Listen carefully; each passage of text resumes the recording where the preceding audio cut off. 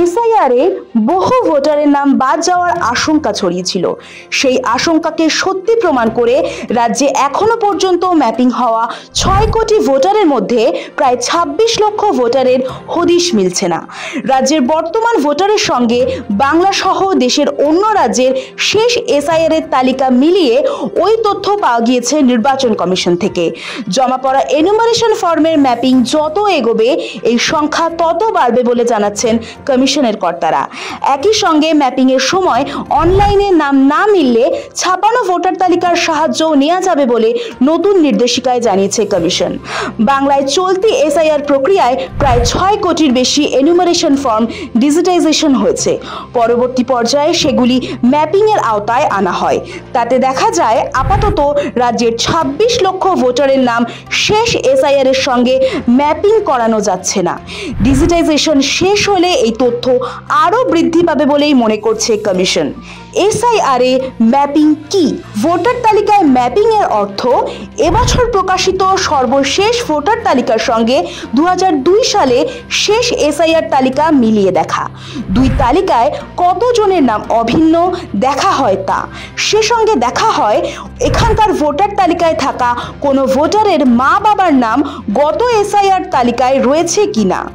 এই মিল পাওয়া গেলে সংশ্লিষ্টরা চিহ্নিত হয়ে যান এমনিতেই। এবার ম্যাপিং এ অন্য রাজ্যকেও জুড়ে দেওয়া হয়েছে বলে রাজ্যের মুখ্য নির্বাচনী আধিকারিক সিইও দপ্তরের সূত্রে একথা জানা গিয়েছে। কমিশন জানিয়েছে ২০০২ সাল থেকে ২০০৬ সাল পর্যন্ত রাজ্য ধরে ধরে বিভিন্ন পর্যায়ে দেশে এসআইআর হয়েছিল। তখনকার তালিকায় কোনো ভোটার বা তার পরিবারের নাম থাকলেও পরে তারা বাংলায় চলে আসেন। ফলে সেই সব ভোটারকেও ম্যাপিংয়ে আনা প্রয়োজন, কারণ তারাও দেশের নাগরিক। তাই বাংলার সঙ্গে অন্য রাজ্যের ভোটার তালিকা মিলিয়ে দেখা হচ্ছে। সেখানে এই ২৬ লক্ষের নাম উঠে এসেছে। নাম মিলছে না মানেই চূড়ান্ত তালিকা থেকে বাদ যাবে এমনটা নয়। কমিশনের বক্তব্য, যাদের তথ্য মিলেছে তাদের আলাদা করে কোনো নথিপত্র বা প্রমাণ দাখিল করতে হবে না। কমিশনের দেয়া এনুমারেশন ফর্ম ভর্তি করলেই চলবে। যাদের নামের মিল বা সূত্র পাওয়া যাবে না তাদের ক্ষেত্রে নথিপত্র যাচাই করা হবে। রাজ্যের ২৯৪টি বিধানসভা আসনে ভোটারের সংখ্যা প্রায় ৭,৬৬,৩৭,হাজারেরও বেশি। প্রায় ৬ কোটির বেশি এনুমারেশন ফর্ম ডিজিটাইজেশন হয়েছে।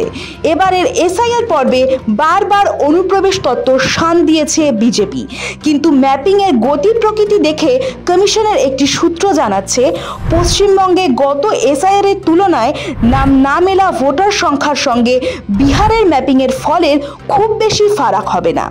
বুধবারই দিল্লি থেকে ৩ জন আধিকারিককে এসআইআর পর্ব সুষ্ঠুভাবে শেষ করার জন্য রাজ্যে পাঠানোর কথা জানিয়েছে জাতীয় নির্বাচন কমিশন।